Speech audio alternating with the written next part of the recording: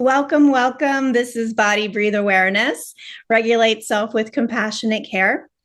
Tonight, we focus on step 5 of Heart Centered Steps, Trust and Breathe Love.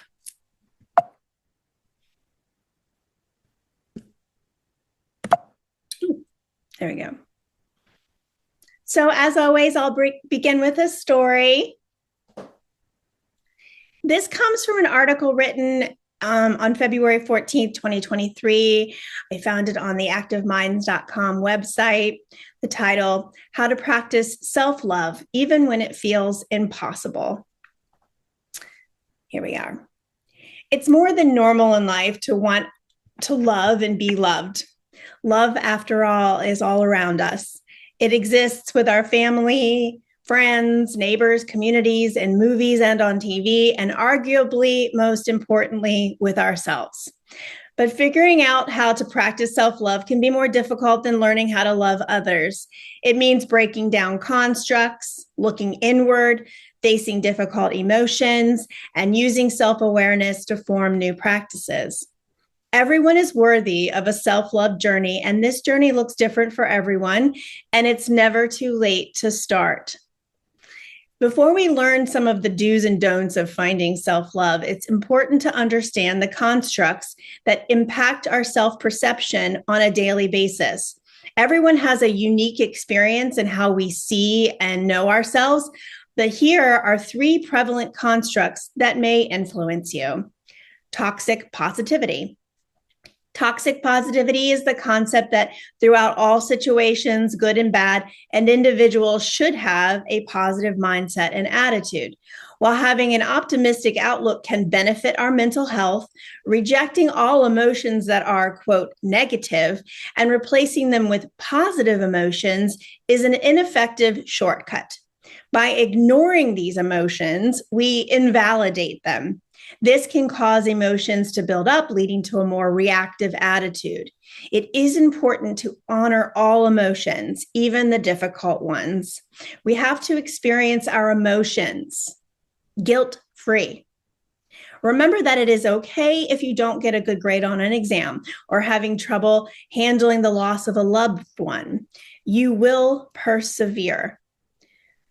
Second construct, body image. It is common to experience a problematic perception of our bodies because of unrealistic societal standards. While we don't have to always love our bodies, which is considered high toxic positivity, we should accept them. Body neutrality means respecting our bodies in all shapes and sizes. Our body is wonderful as it works to keep us healthy, moving, and breathing. Honoring our body is an important component of self-love, and as hard as it may be to reach a place of body neutrality, it's worth it. Third construct, social media. Mental health, well-being, and self-love are widely discussed topics on social media platforms. While this can be resourceful and inspiring, it can also be disheartening. It's easy to compare our physical and emotional lives to people on the other side of a screen.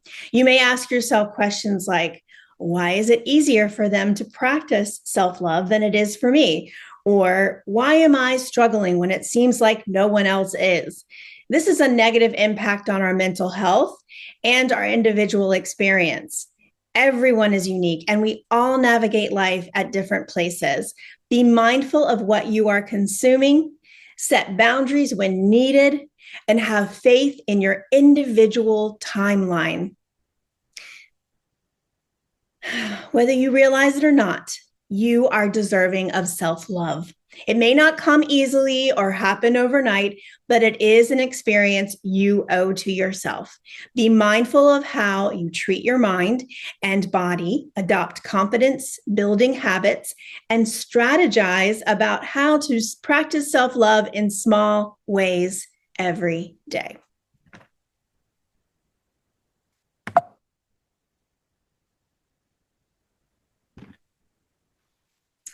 So this is simply as that, saying to yourself, I love myself. And this is a selfless love. I love myself through thick and thin. I love myself when I'm up, when I'm down. I love myself when I'm struggling and when I'm sailing through life. I'm going to love myself, because when I can learn what love feels like in my system, I will resonate that. It will be coming from me. And then I am a model of my own love without needing to please anyone outside of me. I am a magnet for my own love, abundance, joy. I am practicing the law of vibration. I am understanding that in the universal laws of attraction, when I can love myself, love will find its way to me as well. And that comes in the form of people, places, situations.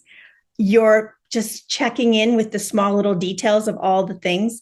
One of the practices I enjoy doing at the end of the day is really think of 5 things that I loved about the day. I loved waking up. That was a good one. I loved the coffee that my partner made for me, or I loved the coffee I made for myself. Finding ways throughout the day to recognize that high vibration of love is around us always. So you know me as Sister Amelia Zontini, joined the union in 2003. I've grown up through the ranks as a production assistant, costumer, key costumer. And 2020, while we were all unemployed, I got certified as a mental health first aider. I also went down a rabbit hole of compassionate care. My child was 4. I wanted to learn about compassion, empathy. I was looking for a new way to parent. I wanted limitless connection with my child. And what drew me to this work was that it allowed me to be free being me. And it also encouraged me to be very conscious about the words I was speaking to myself, the thoughts I was having in response to situations. And slowly over time, I would recognize those phrases and thoughts and words that I would speak and say to myself. And I would see the ones that were creating negative loops. And then I would get curious. What's on the other side of that? What's possible in this situation? And then I understood that emotions are energy in motion. So when an emotion comes up that I didn't love, I didn't have to. I also now had options. I didn't have to blame that negative emotion and as a precursor to any injury I was to expect. It was more of a signal that I was out of the alignment of my true self. So I encourage us all to think about the negativity or even the positivity.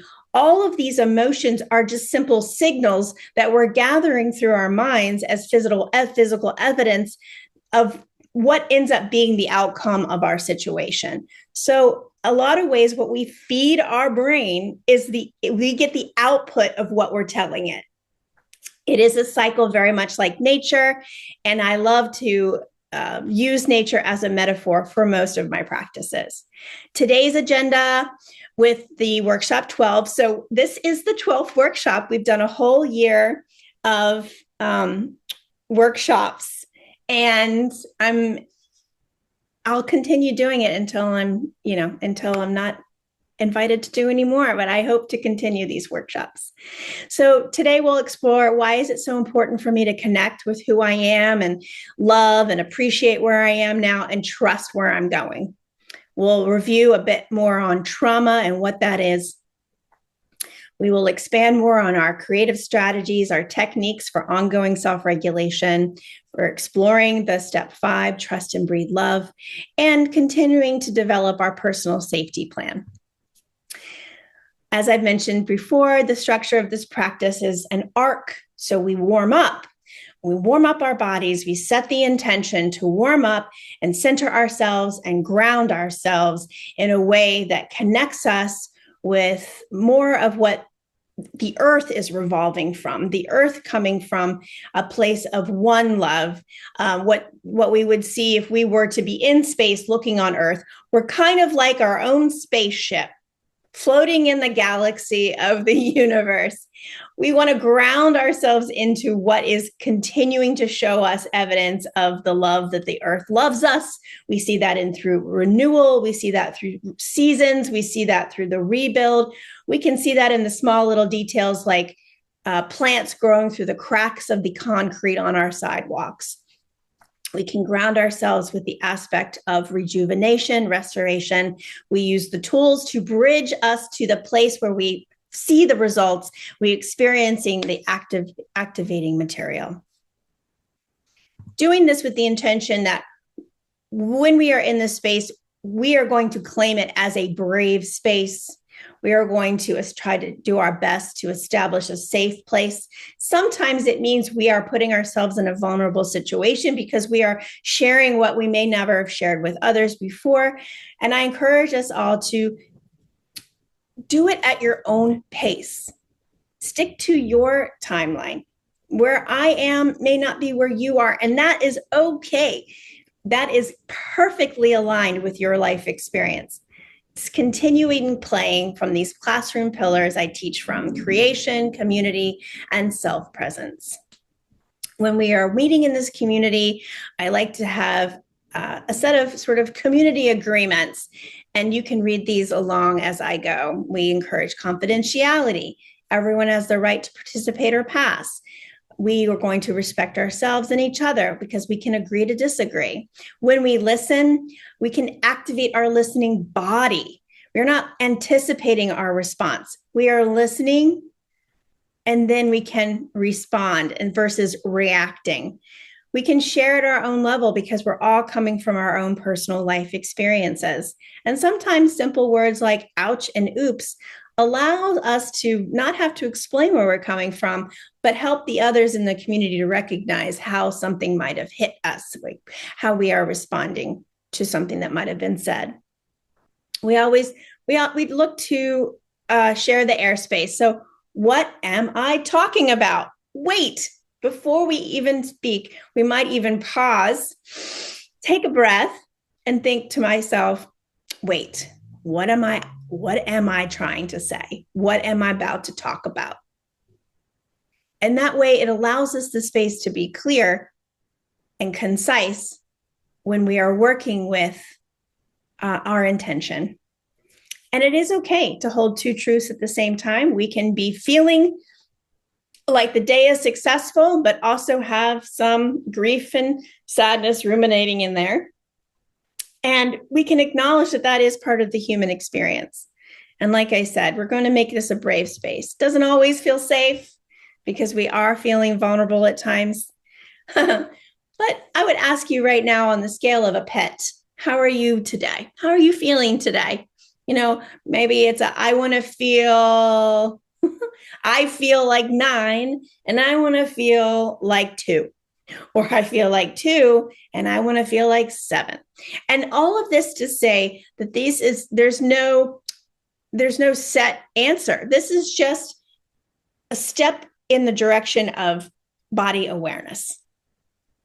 And I ask you one thing that you could do right now to be more present. Is it to take a sip of water? Is it to uncross your arms and legs? Is it just to take a deep breath? All of these to say we're moving into now the warm-ups. So looking around the room, checking the room. Okay, yes, like might feel very simple, but to our brains, when we can call on physical actions and physical observations, it does help the body to settle in. So I might say, okay, yeah, I have a roof over my head. My electricity is working. I'm scanning the room and I do feel safe in here. You might want to put a hand on your heart and just give it a little tap. And you can say, yeah, I am where I am and I'm okay. I am where I am and all is well. And sometimes it doesn't work because we might actually be in an emergency situation. However, when we can tell our minds, wait, I am okay. What is okay? Okay, I'm okay because I still have my eyesight. I still have ability to speak. I still have the ability to call 911 or whatever the situation is. When we tell our system, our operating system, our mind-body connection, that we are okay, we can stay, hopefully we can stay out of the feelings part of our brain and stay in the cognitive thinking aspect of our brain. I will say that I do this sometimes, even when I don't think I feel okay, and it works. And what I'll do is I will say it like, I am where I am, and I am okay. And I'll say it until I believe it. I am where I am, and I am okay. And when I believe it, my body's going to believe it. And then I might actually go into the curiosity aspect of it. But that's part of the 5 steps that we'll be reviewing in just a little bit. Before we begin into the activating material, let's start with the grounding. So wherever you are, and I would just ask that you get up where you are. And if you aren't able to get up where you are, you can stay where you're seated and just do the covering of the space where you're seated. We want to make sure that your feet are firmly on the ground. And if you're in a position where your feet can't be firmly on the ground, you can use your imagination to imagine that your feet are connected to the ground. And you might, at this time, I invite you to look down at your feet and see your feet in your imagination or your physical feet on the ground, and recognize that every step that taught you to this current place supported your steps. The ground beneath you supported your steps to get you where you are today. And covering the space can also include your eyes. If you're not in a position where you're moving around, you want to maybe raise your arms and hands and just let them sort of be in the space, covering the space. Okay, recognizing that we're just aware. We're not judging the space. We're not judging ourselves in the space. We're looking for neutral awareness. We can even use the 5, 4, 3, 2, 1, which is 5 things that we can see. So, okay, I'm going to just let my eyes land. Okay, I'm looking in my kitchen. My eyes land on the dish towel. My eye lands on this pot over here. My eye lands on the plants, and see 5 things that we can see. This is the 5, 4, 3, 2, 1 grounding method. So we're using covering the space tool with a grounding method to lead to neutral awareness, the activating material. 4 things that you can touch. Okay, so just pick up something, touch it. Just 4 things, bringing into your physical senses. Physical senses can be used to connect us and ground us into a neutral state. 3 things that we can hear. So we're going to be still and listen.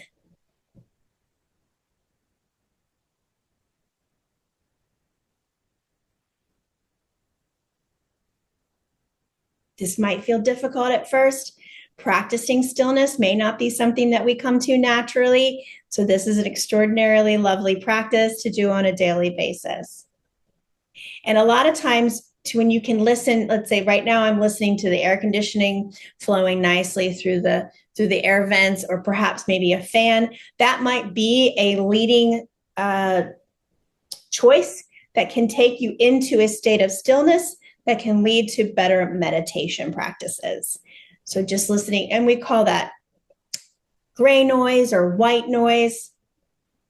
I remember a time when my child was a baby and folks were outside in the yard and they were using chainsaws and all kinds of stuff to clear off the bushes, and my child fell asleep.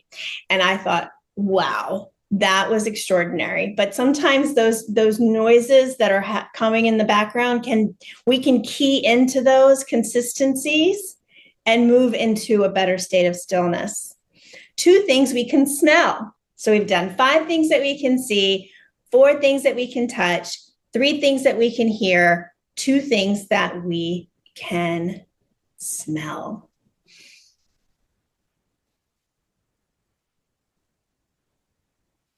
Like I might actually smell my tea. Maybe I can smell myself. One thing you can taste. So if you haven't mobilized necessarily on your feet, you have mobilized your mind into a state of curiosity, and that can assist us sometimes to help elevate low and depressive states. Moving into the 8-count shakeout. So where you are seated or where you are standing, we're going to move from the right side to the left side. So we actually going to start with the 8 count. We do right hand, shake the right hand out, shake the left hand out, shake the right foot out, shake the left foot out. If you're standing, you could lean on a chair for stability. So we're going to 1, 2, 3, 4, right hand, right foot, left foot to 8, 6, 4, 2, and then 3 rounds of 1, 1, 1, 1. So you can do this with me and count out loud along with me. We're going to start with shaking our right hand 8 times.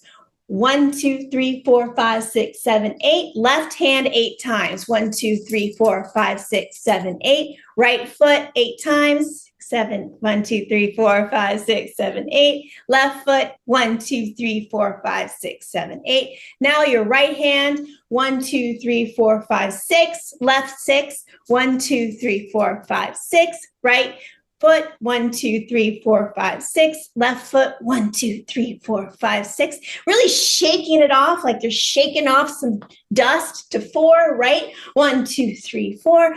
1, 2, 3, 4. 1, 2, 3, 4. 1, 2, 3, 4. 2, 1, 2, 1, 2, 1, 2. 1, 2, 3 rounds of 1. 1, 1, 1, 1, 1, 1, 1, 1, 1, 1, 1, 1, and shake it all out. Nice deep breath in and relax. The star pose, our source from conscious discipline. This is a foundational self-regulation technique that helps children and adults shift out of the fight or flight state.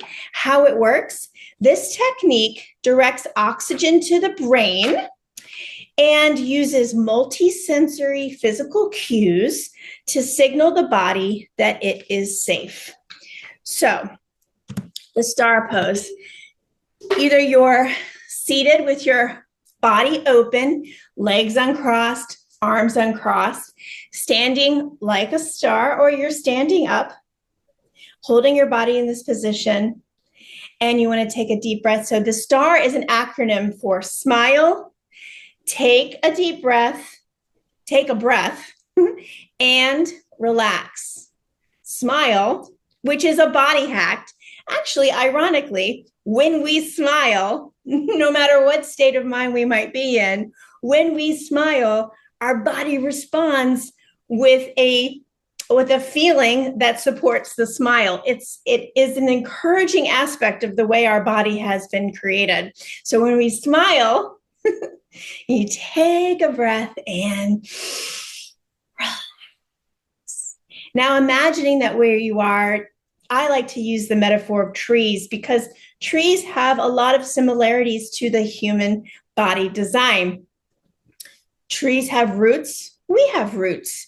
We have aspects of ourselves that are connected to even long before we were even born. The roots in our family lineage, the roots in our experience here on earth, all the things that have gotten us to this exact point. So imagining that below your feet, you can uncoil your electric roots into the earth, connecting to all that is part of us in this earth as humans coexisting with nature, grounding us in that place.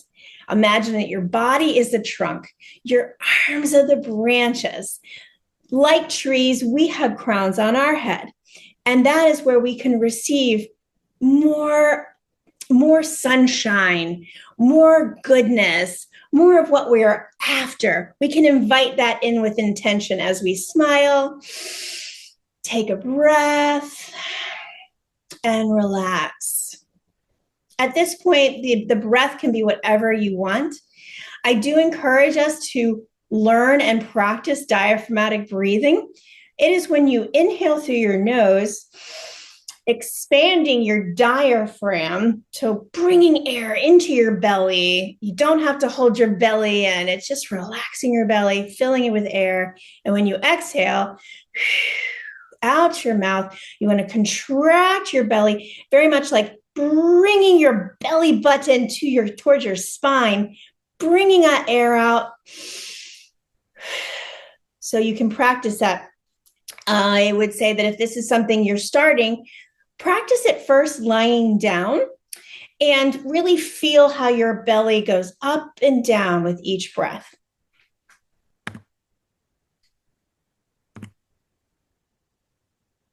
Okay, let's find a seat and settle in.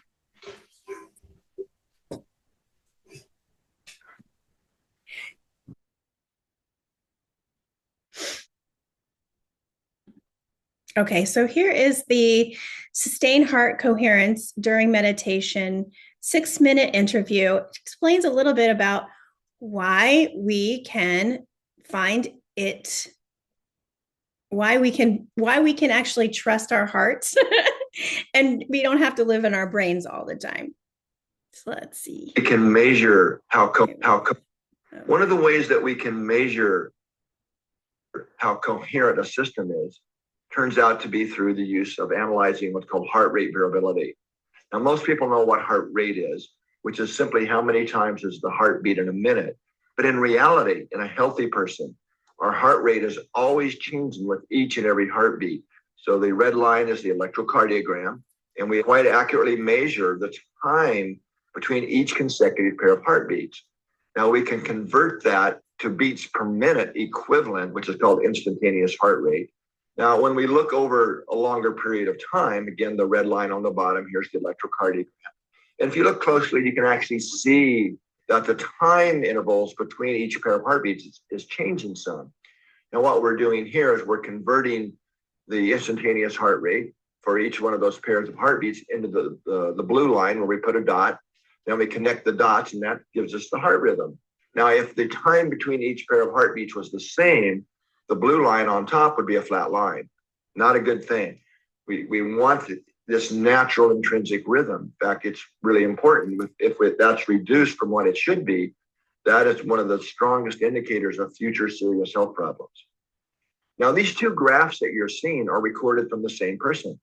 And on the left side where it says incoherence at the top, this is what we mean by an incoherent heart rhythm. And this is the rhythm that we're typically in, or that the heart's beating out when we're feeling emotions, stressful emotions, such as frustration, impatience, anxiety, these types of things. Now, what this rhythm is showing us, quite literally, is that the activity in our brain and nervous system is out of sync. Now, this individual, we asked them to actually just feel something that they appreciated, they cared about, and we can see that their heart rhythm pretty quickly shifted into what we call a coherent rhythm on the right side. And with practice, you can actually make that shift in a heartbeat, literally in the space of a heartbeat or two, but it takes some practice into the coherent state. I'm privileged to take part in the research during some of the events where we affix these heart rate variability monitors. We attach these really lightweight devices to participants who volunteer, who come on Dr. Joe Dispenza's advanced retreats. And they wear this device for maybe 20 hours or so we can really track their meditations and their sleep and really get a window into their autonomic nervous system and their ability to self-regulate, to influence their autonomic nervous system. Before we sort of dive in here, just to give you an overview, these are heart rate variability tachograms, and the horizontal kind of squiggly lines, they are representing the moment-to-moment beat changes that were going on within this lady. And each of those vertical lines really marks 5-minute intersections of that hour. What's most intriguing and exciting is we can see a huge energetic shift taking place when she enters meditation. We often start with a heart lock-in practice. Now, the heart lock-in is one of the heart math techniques where we focus our attention in the area of the heart. and then breathe through the heart. We call that heart-focused breathing. I would like to emphasize that that's not just a metaphor, that the breathing through the heart is really important, because we know where we put attention in the body, we can cause physiological changes. Now, in this case, we're wanting to shift the rhythm of the heart. So the focus in the area of the heart and the breathing through that area are really important steps of heart-focused breathing, of the heart lock-in. That's step one. Now, step two is we want to activate a feeling that regenerates us. So we want to activate a feeling of care, of compassion, of appreciation. And then the third step is, once we've got that feeling that we're breathing through the heart, is we consciously radiate that feeling to our own body, to our own cells. You could focus in a certain area if you need to, but then radiate it outward to others. And we know that this really causes the brain waves to slow down. As soon as you enter heart coherence, the brain waves slow down, and it allows us to shut off the analytical mind and enter the realm of the subconscious mind. So that's why it's a really great thing to begin every meditation with. So as you can see, she does a beautiful heart lock-in here over sort of 12 minutes or so of great sustained coherence. We then see a big shift in her rhythms here. And actually what's going on here is she's performing a very energetic breath that Dr. Joe teaches during the retreats, which he calls pulling the mind out of the body. So a huge shift in heart rate variability when she does this, a huge energetic shift. And she's really going for it. Her heart's going up to maybe 140 beats at the top there, just from sitting there and pulling this energy up from those lower centers back up to the brain. We really see during the deep breathing these huge coherent oscillations going on. So that's somebody really putting some effort into it. And the fact that the coherence is sustained for so long, but that takes a sincere approach to this, to see that sustained coherence. Beautiful, sustained coherence, which lasts throughout the entire rest of the meditation, a good hour and 10 minutes after she's done that breath work. You can see she gets on with her day, the rhythms become more chaotic. And once again, she goes into meditation. And yet again, we see this quick shift into a much more sustained rhythm. We see her doing that breath work again, so similar peaks and troughs, huge shift in heart rate variability, and then again followed by a sustained coherence, which continues throughout the rest of the meditation. Her heart rate just pops up there a little bit, and that's as she's getting up to then lay down at the end of the meditation. You can see her heart rate drops a little bit there, and this allows her to just surrender her body to the autonomic nervous system and let it really take over. So a beautiful example from one of our participants of their ability to sustain heart coherence. Okay. So we're going to do our own heart breathing technique together. And the intention is to use this simple, effective method to reduce stress and increase calm by shifting our attention to the heart area while breathing slower and deeper than usual. I like to start with the count. If it throws you off, don't stick to the count. The important aspect is that we are inhaling through the heart space and expanding the belly with air. Then we can hold at the top of that breath before we relax the air out. So the idea is, you can see me, and those of you at home may not be seeing me on the replay, so I'm going to do my best to speak through my steps. But placing a hand on your heart, setting the intention to breathe through your heart, and a hand over your belly can start just to kind of set us in the mindset of, okay, I'm doing something here to connect myself to the mind and the body. And then when you inhale, you want to imagine that when you inhale through your nose, the air is moving through your throat, through your vital organs, down past your rib cage, into your belly, and allowing the breath to fill your belly like a balloon. And then when you relax the air out through your mouth, you want to let the air travel up through your belly, through your heart space, through your throat, out your mouth. Could have a sound, it can be silent. You can also imagine like you're blowing through one of those tiny little whirligigs to make it move like a windmill. Perhaps you're blowing, you can maybe even imagine that you're holding a dandelion. When we used to be as kids, we'd find them and we'd blow on them and make a wish, and all the seeds would fly everywhere. We can do that with our breath. You might imagine that you're blowing out birthday candles on a cake, but that kind of air that comes out of our mouths. We'll do this together. We're going to inhale for 5 counts through your heart space. Hold it at the top. Exhale for 5 counts. Hold it at the bottom. Again, we'll do this 5 times. Inhale. The whole time imagining your breath is moving in and through your heart space. Inhale. Hold. Exhale.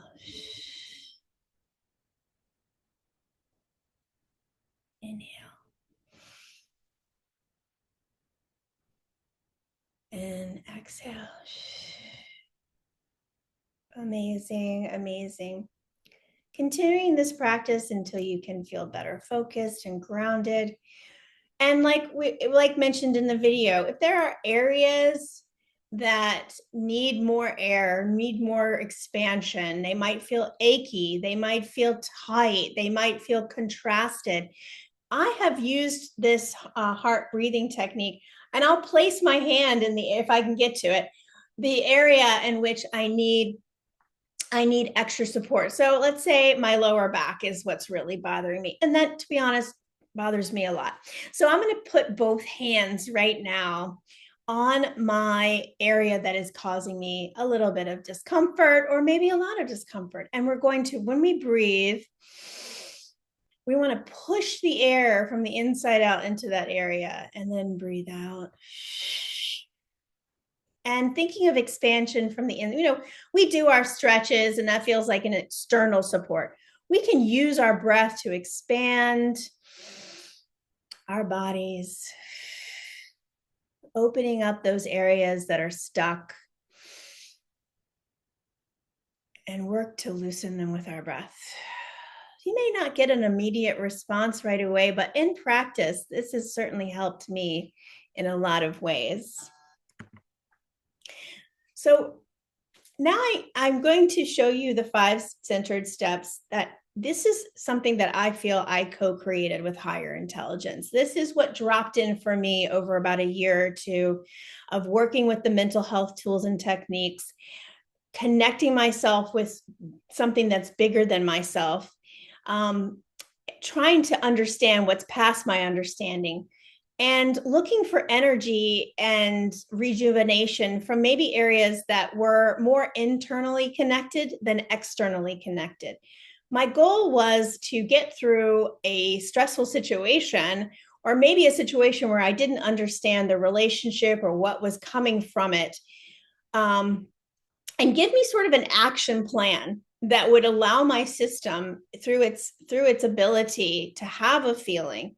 Then when we can ask questions to our mind, it actually gives our mind an assignment to look past our own experience. And I like to use the phrases, well, I'm curious, and I'll call beautiful mind or lovely mind. I'm curious mind. If I were to see it from another point of view, what would that point of view be? Where do I need to know? Where am I led? Or I wonder if I don't need to waste my energy passing judgment on myself. And instead, I find a way to support myself in this. I wonder what that would be. What do I need to feel better in this situation? Have I had, sometimes when I exercise my curiosity and I'm feeling stuck or tight or frustrated, I come to understand just in step 2 that I haven't had enough to eat today, that I need to drink some water, that I'm pushing myself when I really need to rest. So sometimes that self-care will begin to activate in my mind when I'm exercising my own curiosity, and understanding that there's more in this world than I've experienced. So I allow in step 3 all that is for me in this shift. I am inviting all that is for me. That's to build me up, that's to lift me up, that's to shift me. Maybe there is a connection that I might have in the higher aspect of me that I haven't tapped into yet. And now's my opportunity. And when I set that intention in curiosity, in exploration, maybe even in my imagination, then I'm opening myself up to allow more beneficial aspects of what could be, not only in the current situation, but leading to the harvest of what I'm planting now in my season, my situation, in my life. And when I can regulate step 4 through breath work, through movement, through connecting in nature, through hydration, all of that is to say, I can regulate my energy in ways that allows more flow and freedom for my system to not necessarily get stuck in one way to walk or one way to hold things or one way to, I can explore other ways that maybe I haven't explored yet. And that allows me to grow and expand. And through that practice, when I can trust myself to do those things for myself, that compassion that I will feel in my steps for what I'm doing, then I can surrender my body to breathe from that place of love, that heart place, and to overall, using these 5 steps, get to a place. The goal would be to be present and available. And I'll say that I've done this in 45 seconds. I've used these steps, or sometimes it's 3 days. And I'm like, over and over, what is this feeling? What am I feeling? What is there for me to learn from this? This is a signal I'm out of alignment. I need to breathe and trust that I'm capable of shifting. This too shall pass. And I am staying hopeful that I can shift. And sometimes, like on the video, it can happen in a moment. And sometimes it takes a little bit of time. But remember, when we are triggered, our body goes through a 90-second to 3.5-minute response. That is a chemical, biological response to frustration. So when we can pause, there's a powerful place in there to allow our system just to and take and not feed it with the story, but just say, oh, that triggered me. Now what do I get to do? I'm going to return to a space where I feel more neutral. All this to say, it's a play. We're sort of in this playdom while we're living our lives. So exploring these steps, and we can always identify with, like, I'm feeling this. And sometimes it's not necessarily, we may not know all the definitions to all the emotions in the world. So a lot of times what I'd like to do is fall on my physical senses. Like, I feel tight in my belly. I feel butterflies in my stomach. I feel tightness in my heart. I feel openness in my heart. I feel tinglies all over my body. I feel like dead weight, right? And it might be that we draw on the physical sensations instead of trying to define our emotions. And now, through my own practice, I know I can feel when I'm starting to get frustrated, because I've learned that my body is kind of like a thermostat. So when I'm beginning, I'm at a 2. And then when I get to a 4, I need to do something about it, because I might get to an 8 and then I'm flipping my lid, as we would say. So if I can catch my feelings when they're just at that 1, 2, 3 stage, I can shift. But all of that to say, it's movement, it's energy. And in my opinion, that is what we are here to do, and not to feel shame about it, but to express ourselves in ways that allow us to move through the emotions versus bearing them down. And in therapy, when we bury them down, I have learned that actually is like a volcano. When we bury our feelings down, it could eventually be a volcano of explosion of emotions, which then sends our system into erratic responses. So over practice, when we can learn ways to, before we volcano, and then ways to regulate that so that we can have less and less of those times where we're so totally stuck and incapacitated. We can, at least for me, I have learned to live a little bit more in flow, and less so much on judging myself. I didn't get this done, or I still have to do that. Now that still compiles on me, but through this wisdom and these exercises, I now understand that I have a choice. I can choose a different path. So breathe. Lovely. This is a brief overview of how we can define trauma as a negative psychological impact of events and or circumstances that are experienced as shocking, threatening, or stressful, and they can have a lasting adverse effect. So the event, then we have the experience, and then it leads to the effect. And sometimes we experience trauma in ways that we have to survive the trauma. So especially I am finding that in my research and studies, when we are children and we experience trauma, we do what we can to survive through that trauma. And those responses might look like, on your screen, I see there's 4 categories: fight, flight, freeze, and fawn. So when we are experiencing life from this place, like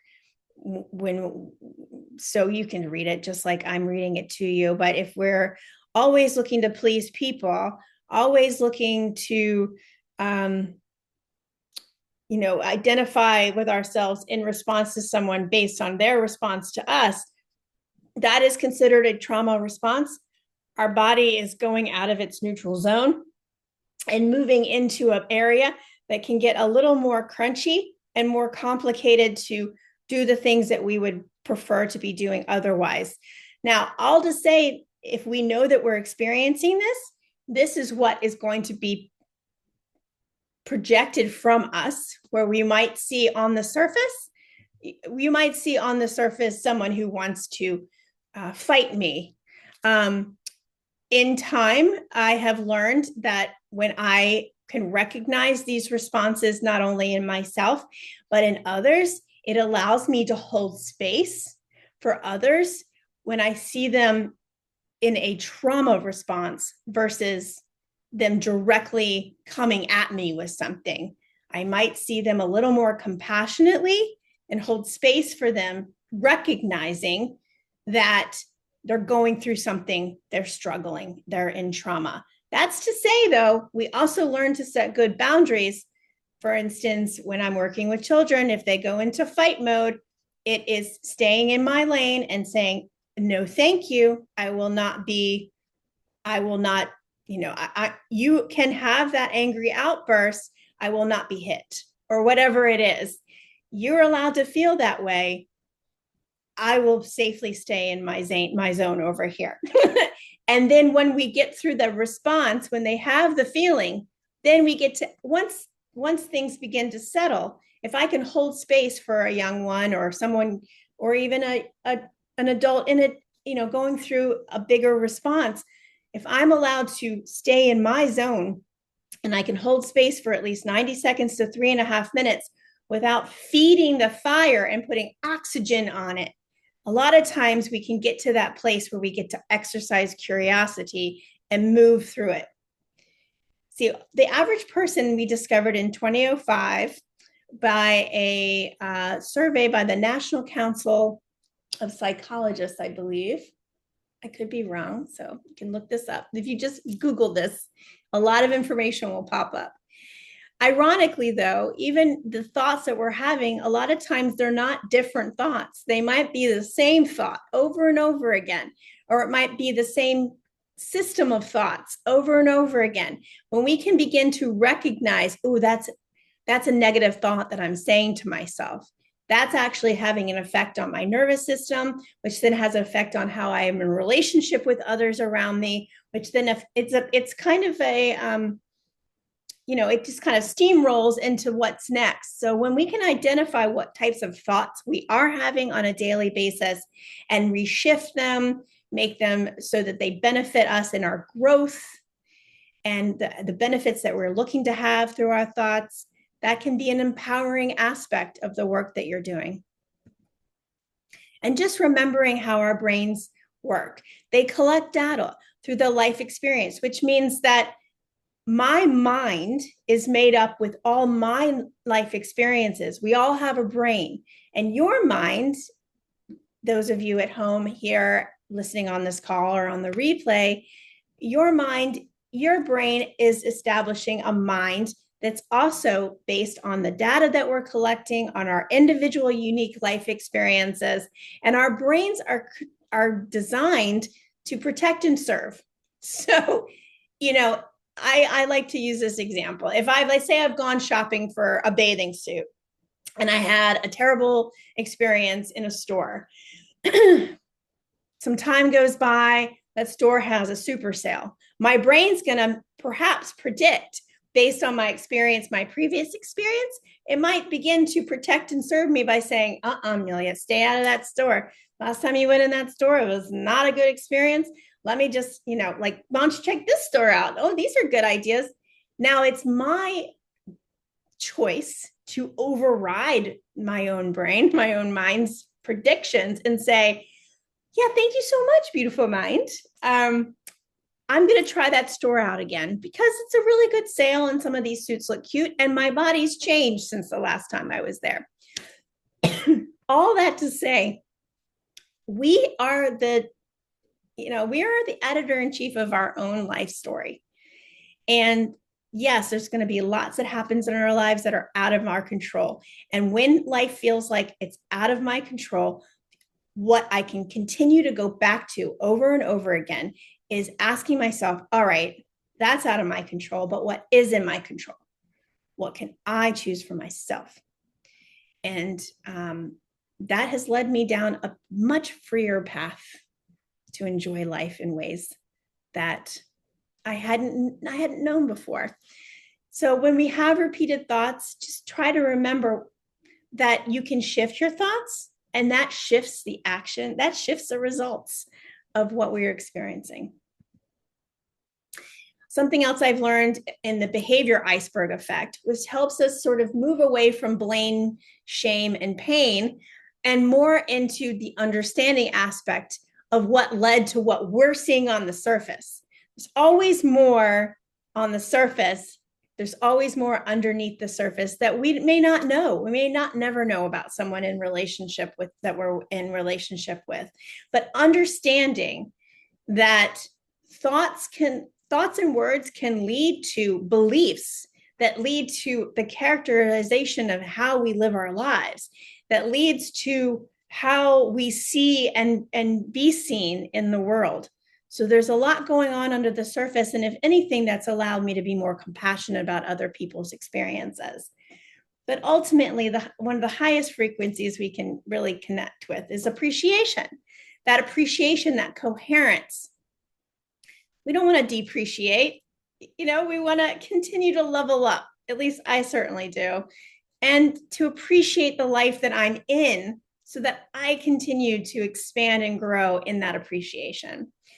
And also recognizing that all of us are going through all these steps that lead to what. So if we don't need to compare with others' success, because we might be in a level where we're looking for more discipline and we're disciplining our lives. We're looking for more structure in our own life. And that success is going to lead for us in the right time at the right place if we can stay consistent in our choices.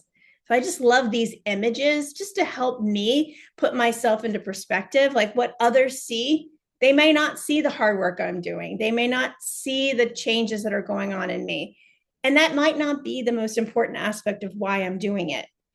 And just remembering that we're all deserving to be seen and to acknowledge each other in ways that we know everybody's doing it. Everybody's here. And sometimes my best isn't what someone else might see as their best, but I might need to just, sometimes I would say to my students who didn't want to be there, well, you showed up. So that's successful. So sometimes when we can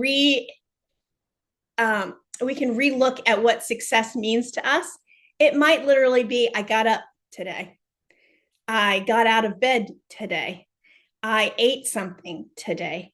That can be successful.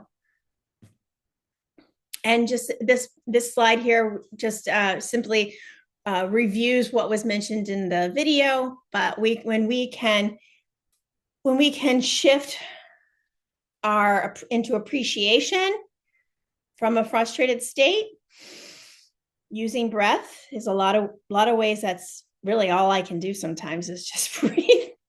We are moving our system into a situation where there's more calm, there's more flow, more freedom. Robert Alexander, who was the director of the Living Stage in Washington, D.C. Every human being is an artist, and in the moment of creation, we are at our most sane, most healthy, and most fulfilled. When we share a piece of our vision of the world with others, we are better able to see ourselves, to interact with others, and to make our own choice. And as I mentioned, we are the editor-in-chief of our own stories. So we might even go back to, this is how we break down scripts, in the film world. What's my story about? Who's involved in my story? Where am I going with this story? When's it happening? And maybe we don't know the why, but we know all of the pieces, and we can assist in how we are running our lives from the inside out. The personal safety plan is something that I have introduced time and time again. It is a list of ways a person can mentally or physically ensure that they remain safe, especially if a topic, exercise, or environment is perceived as potentially dangerous or threatening. So some examples of a personal plan for internal ways that we can shift into a safer internal space. We might mentally acknowledge that we have the power to find ways to feel safe. We might picture a peaceful place. We might use the tools and techniques that relax our body. We can do that one part at a time. We can focus on an area that feels good to us and allow that to expand into other areas of our body. A lot of this is asking us to use our imagination, but of course we have it to use. So let's do that. We can create a personal mantra. It could be something like, I am where I am and I am okay, or something that brings you peace. You can repeat mentally. And external examples of ways to help with the safety plan. For instance, walking into a new room, noting where the exits are. Having fidget tools if that's what we need, or something that we always have on us just to feel grounded and safe. I go everywhere with my water bottle. Never know. For me, it might be eating a piece of dark chocolate. For you, it might be crushed ice. But those are the ways that we can gravitate towards it. Or listening to music. I know for myself, whenever I listen to good music, it can really shift my attitude. So that's why it's on my personal safety plan list. Love is what's left when everything else is taken away. When I think of this saying, and I can't tell you where I found it, I do go back to this concept that life is a miracle, and I must have been loved on some level in order to have been created to be here on earth at this time. And I may not understand all of what went into my creation. I do understand that the creation that I was involved in has been part of creation over time through millions and billions of years here on earth. and it's all interconnected. My creation is connected with your creation, is connected to the world's creation, is connected to the creation of the galaxy and the universe and all that is. And when I feel like I am a part of something, I ask myself, what is it that I want to be a part of? What is it that's leading me?